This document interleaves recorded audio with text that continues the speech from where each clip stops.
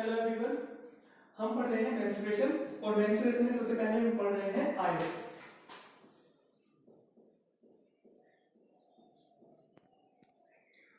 आयत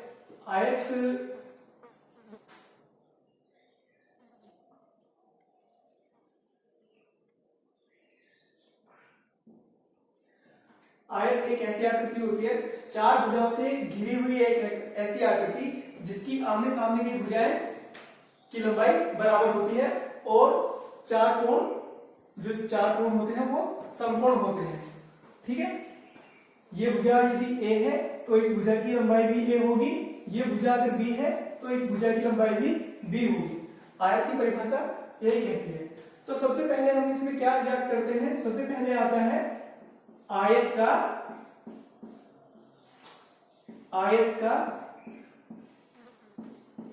क्षेत्रफल। तो आयत का क्षेत्रफल क्या हो जाएगा, आयत की लंबाई गुणा आयत की चौड़ाई। आयत की लंबाई क्या है a, आयत की चौड़ाई क्या है b, तो हमारा क्षेत्रफल क्या हो जाएगा a गुणा b और इसकी इकाई होती है वर्ग इकाई। वर्ग इकाई का मतलब यदि ये लंबाई सेंटीमीटर में है तो क्षेत्रफल वर्ग सेंटीमीटर में आएगा, यदि ये लंबाई मीटर में है तो क्षेत्रफल वर्ग मीटर में आएगा। इसके बाद आता है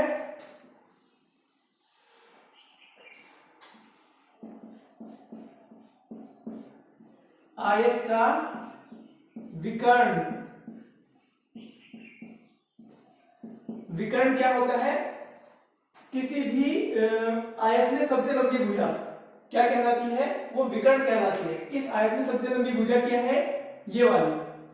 तो हमें इसका विकर्ण निकालना है तो हम इसे पाइथागोरस प्रमेय लगा देंगे, क्योंकि इसमें हमने बताया सभी कोण 90 डिग्री के होते हैं। तो इस वाले हम त्रिभुज में पाइथागोरस प्रमेय लगाते हैं तो हमारी ये वाली भुजा ज्ञात हो जाएगी। ए स्क्वायर प्लस बी स्क्वायर का अंडर रूट, जो मान आएगा वो ये वाली भुजा का मान होगा। इसके बाद आता है आयत का परिमाप।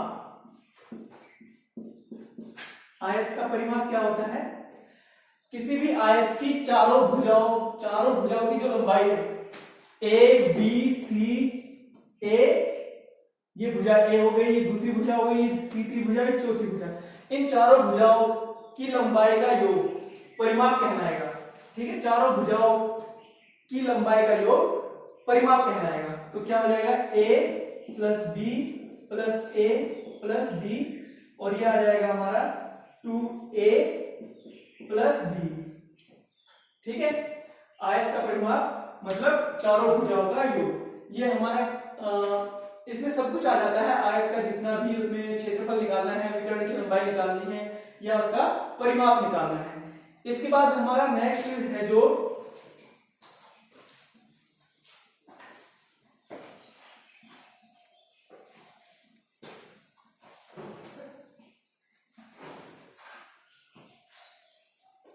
इसके बाद आता है हमारा वर्ग।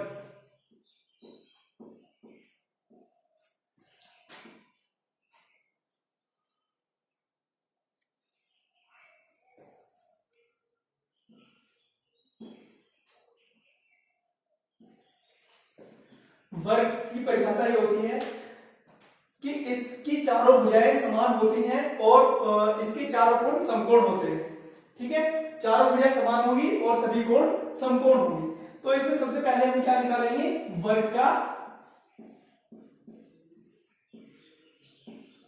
का क्षेत्रफल। क्षेत्रफल क्या हो जाएगा, लंबाई गुणा चौड़ाई। यहां पे सभी भुजाएं बराबर है तो हम क्या लिख देंगे इसको,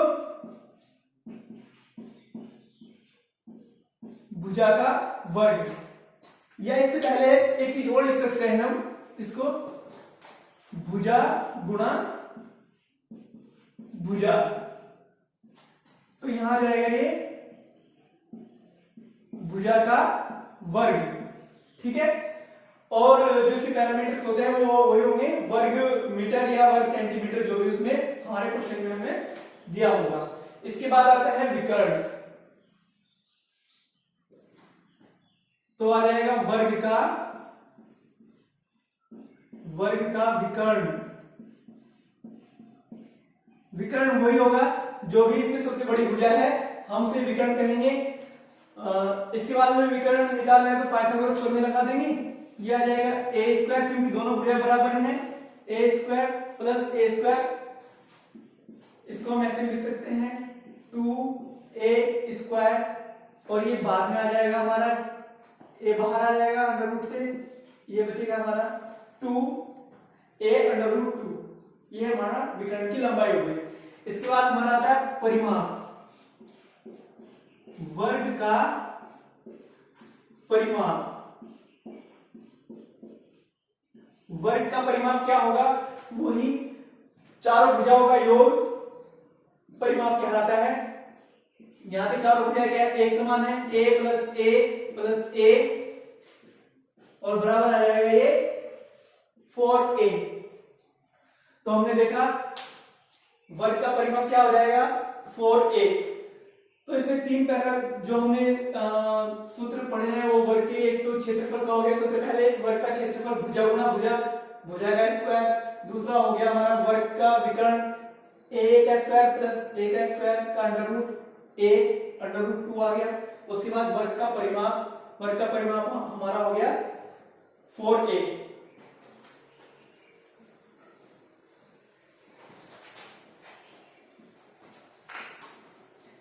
बहुत सारे क्वेश्चन होते हैं जिसमें हमें इनका प्रयोग करना पड़ता है, इन सभी फार्मूला का, तो हम इनको याद करेंगे बार बार और लिखेंगे भी, क्वेश्चन करते समय बार बार हम इनको लिखते रहेंगे तब ताकि ये हमारे याद रहे।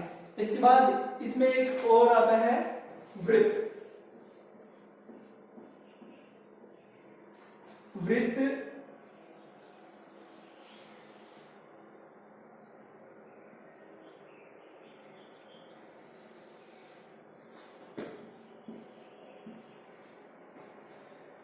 वृत्त में दो चीज होती है, एक उसका व्यास होता है, यहां से यहां तक की दूरी व्यास कहलाती है, और केंद्र से यहां तक की दूरी त्रिज्या कहलाती है, जिसको हम आर से प्रदर्शित करते हैं। तो सबसे पहले हम क्या लिखेंगे, वृत्त का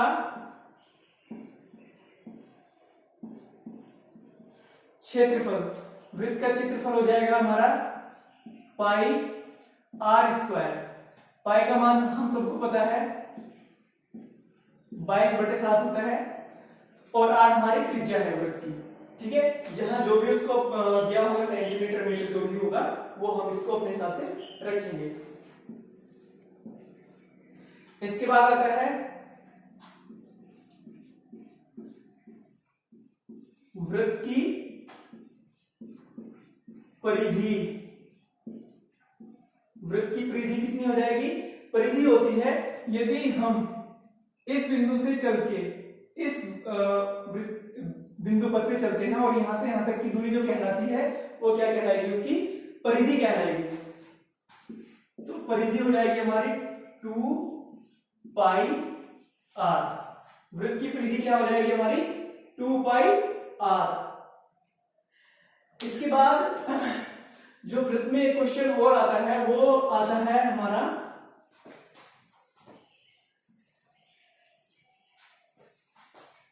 वृत्त का त्रिज्याखंड का।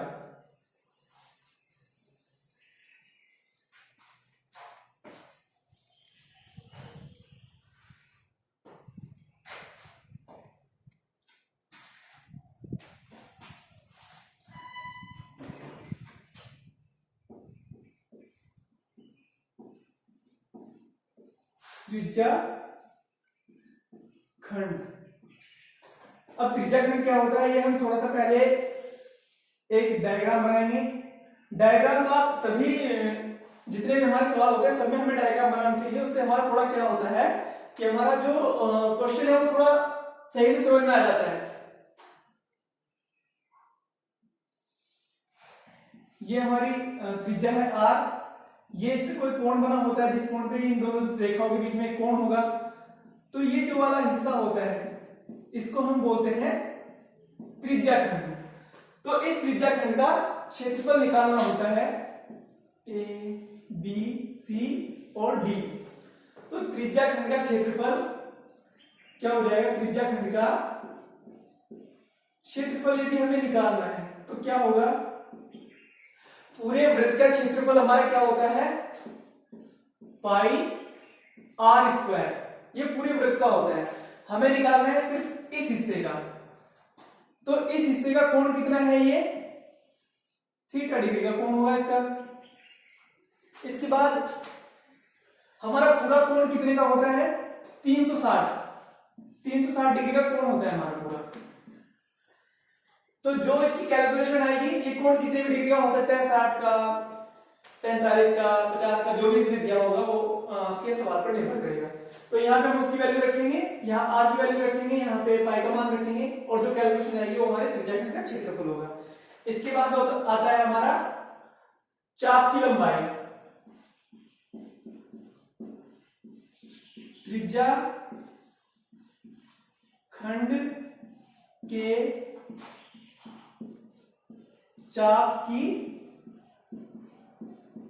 लंबाई, त्रिज्याखंड की चाप की लंबाई। अब त्रिज्याखंड का चाप कौन सा होता है, त्रिज्याखंड का चाप होता है ये वाला हिस्सा, ये यहां से शुरू होके यहां तक का, ठीक है। तो क्या है वो बीडी। बीडी चाप की लंबाई कौन सी हो जाएगी,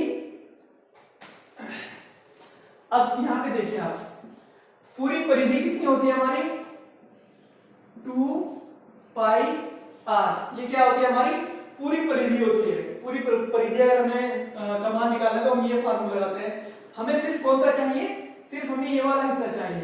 तो हम क्या करेंगे इसको, वही थीटा अपॉन 360, ठीक है।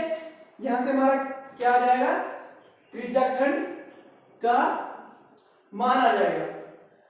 अब आपको मैंने 3 चीजें पढ़ाई हैं, आयत, वर्ग और वृत्त, और ये वृत्त में आगे त्रिज्याखंड। तो कोशिश हम ये करेंगे जितने ज्यादा से ज्यादा हम क्वेश्चन कर सकते हैं वो हम करने की कोशिश करेंगे, और जो कुछ 1-2 प्रॉब्लम्स आती हैं उनके बारे में हम